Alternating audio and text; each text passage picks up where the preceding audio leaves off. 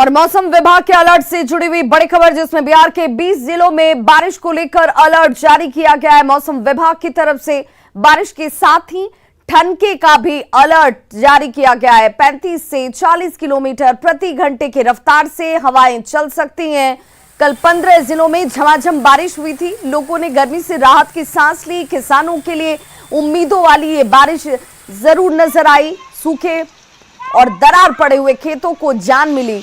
मोतिहारी में सबसे ज्यादा 75.2 मिलीमीटर बारिश दर्ज की गई और 20 जिले आज भी मौसम विभाग की तरफ से यह अलर्ट, जहां पर बारिश होगी, ठनका गिरने की संभावना है, यानी एहतियात और सावधानी बरतने की जरूरत है।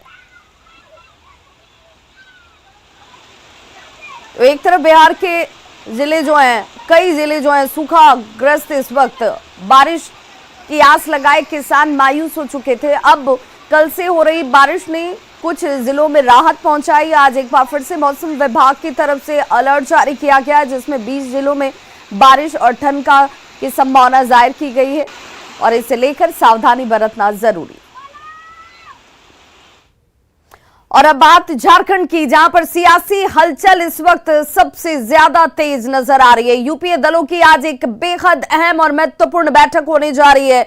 मुख्यमंत्री आवास पर सुबह 11 बजे का वक्त है जब ये बैठक बुलाई गई है और मुख्यमंत्री के आवास पर यह बैठक सुबह 11 बजे होती हुई आपको नजर आएगी। सीएम हेमंत सोरेन इसकी अध्यक्षता करते हुए नजर आएंगे और सभी दलों के विधायक इसमें मौजूद होंगे। राजनीतिक हालात को लेकर चर्चा की जाएगी और इलेक्शन कमीशन के संभावित फैसले को लेकर इस बैठक में मंथन संभव माना जा रहा है। बताया जा रहा है कि प्रॉफिट ऑफिस ऑफ प्रॉफिट पर ईसी का फैसला जल्द आ सकता है, क्योंकि इस पर सुनवाई पूरी हो चुकी है। दोनों ही पक्ष अपनी अपनी दलीलें, अपने तथ्य और तमाम प्रमाण रख चुके हैं और ऐसे में इंतजार, जिस फैसले को इलेक्शन कमीशन ने सुरक्षित रखा हुआ है, वो फैसला किसी भी वक्त आ सकता है, कभी भी आ सकता है और आगे की रणनीति क्या हो, इसे लेकर ये बैठक बेहद महत्वपूर्ण मानी जा रही है।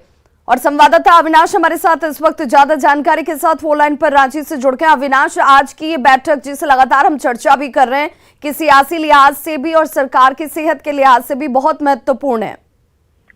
जरूर महत्वपूर्ण है और जिस तरह से चुनाव आयोग में अब ये अपना पक्ष रखने के बाद में जब कभी भी फैसला आ सकता है, ऐसी परिस्थिति में जो सत्ताधारी दल है वो भविष्य की रणनीति को बना लेना चाहती है, उसे टटोल लेना चाहती है और जो भी परिस्थितियां बनेंगी उन परिस्थितियों का कैसे मुकाबला किया जाए, इसके लिए गठबंधन के अंदर एक चर्चा होनी जरूरी है।